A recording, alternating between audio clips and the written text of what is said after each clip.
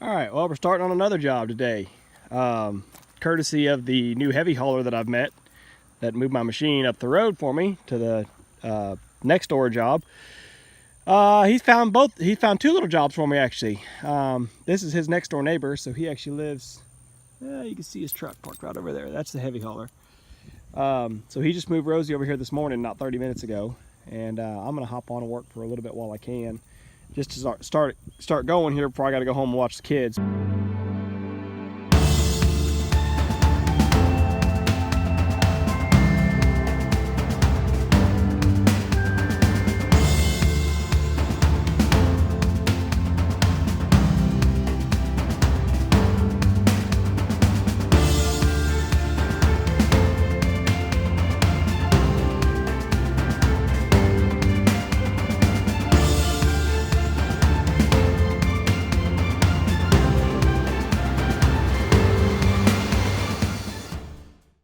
The orange flags, you can see orange flags stuck out here, they kind of mark out roughly the shape of this pond. It's going to have a little bit of curvature to it.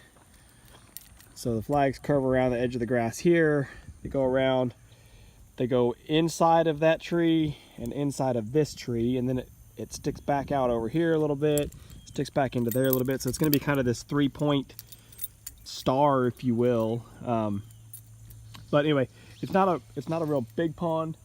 It's not going to be a real deep pond, but it's going to be, well, I mean, it'll be as deep as we can make it basically in this little space. It's just not that big to be able to have too much depth to it, but 8-10 foot, it's just a fishing hole. So anyway, we're going to try to at least get started right here and see if I can get some of this cleaned out and get this water organized into a deep end to get it drained off. It's not deep, it's just a little bit of rain that we had, but I want to get it off of the soil so it's not making a whole muddy mess of everything. The one advantage that I have is this pond is actually small enough that I think I'll be able to dig the whole thing from the banks without ever really having to get down in the pond. That's my goal. So the water shouldn't give us too much trouble other than making a little bit of mud. There's a big stump right there I got to get out, and there's another one. There's at least one more over there somewhere, but I'm going to try to dig both those loose. We'll flip them over and bury them back in the bottom for some fish shelter.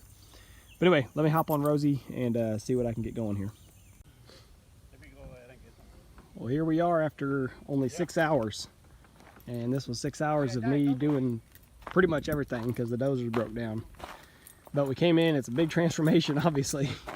We came in, and when this was all at grade, right here in the middle, there was a big set of ruts they made with the dozer that were full of water. And so we rounded out this first end of the pond here real nice, and then cut a deep slot right here. And then cut it and let all the water run into that slot. Just try to get some of that water off the surface. There were still wet spots all back in here where I worked, where around the stumps and stuff, that I couldn't really drain off. They were just too shallow. But I managed to drain this one off, and left me a little wall of dirt there.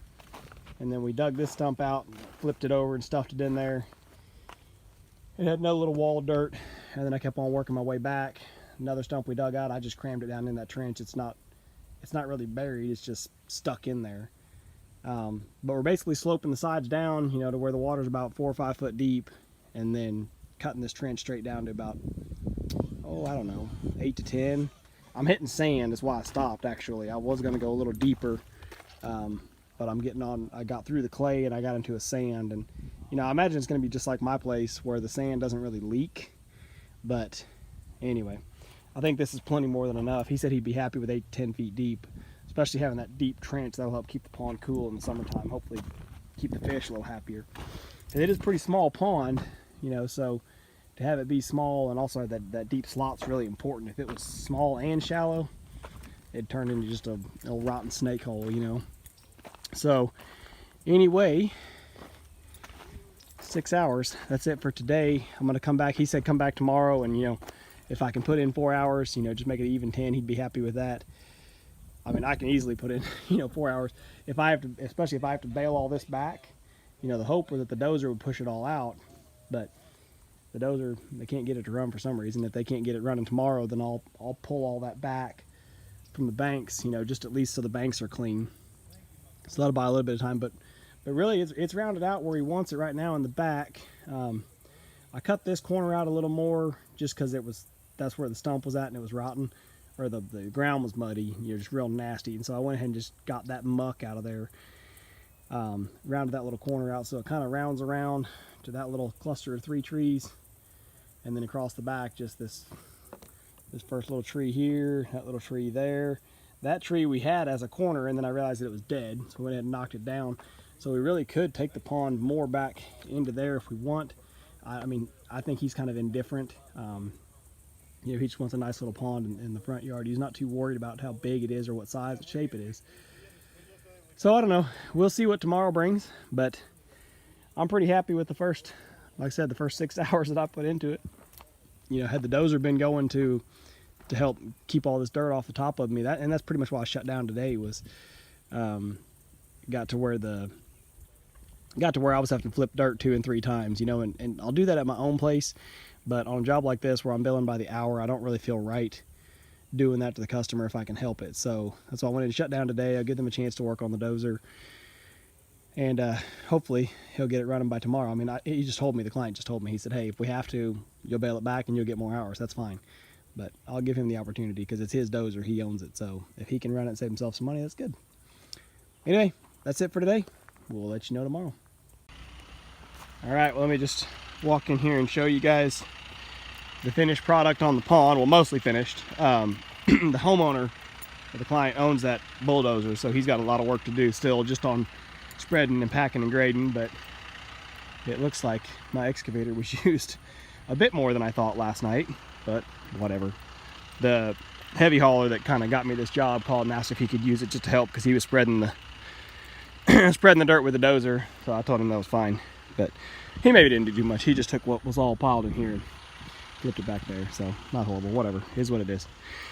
Anyway, so I wanted to show you guys kind of the finished product on the pond. It's not, it still looks real rough cut, but these inside banks where it doesn't look as pretty on these corners, that's how they're going to stay, because, and on that one too, inside of these trees there, and it just happened to be right by the trees. I don't know if because the roots are holding water or what, but it was real squishy. Like the dozer couldn't get in, he'd have gotten stuck or he'd have slid down in the pond. So I just kind of smoothed it with my bucket as best I could. Of course, it won't matter once the water fills up, you'll never see it. But ultimately on the pond, I was trying to explain to a buddy, it's kind of this, I don't know what shape you want to call it, just kind of an L shape, I guess, or kind of like almost looks more like a foot now, a leg and a foot.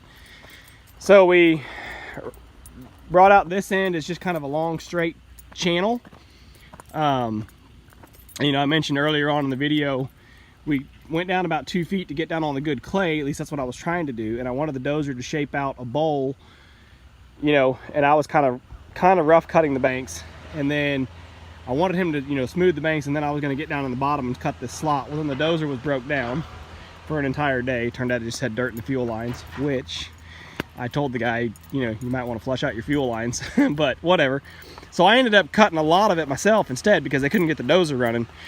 But we, shaped out the bowl, like I said, and then got down in here and cut this deep trench. Yeah, looking at it now, you can see how this bank is sloped out and this one is not. I should have cut all this out, but I just talked to the guy. He's like, no, I'm done. I'm done spending money. So I gave him a heck of a deal on this pond, way too good of a deal, but I guess it's still more than he wanted to spend.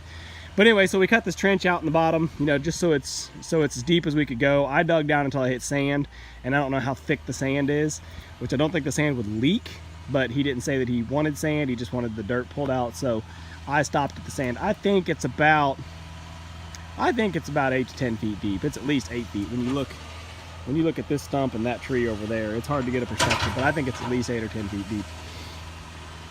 So yeah, we cut the slot, and then on the back here, he was pretty much, he's like, yeah, whatever, just make it look nice. And so he had a bunch of flags set out that made it would have been kind of a T shape, or honestly kind of like the shape of like a post oak leaf, if you guys know what that is, like a rounded cross. But then he kind of changed his mind on that, and he said, well, just whatever. He had it coming out here more and going deeper into the woods over there, or deeper that direction, but then he changed his mind. So anyway, I just kind of picked some trees as a mark, so I said, okay, that tree is an inside corner, that little tree is an inside corner, or this tree is an inside corner. You know, so I just kind of shaped it out that way on my own, and then we just, you know, rounded out the slopes in here. But I like that we gave it that little bit of character. I think once the water fills up and you see these trees as corners, I think it's going to look really nice. It's going to be a really nice pond. So I'm excited to have done it.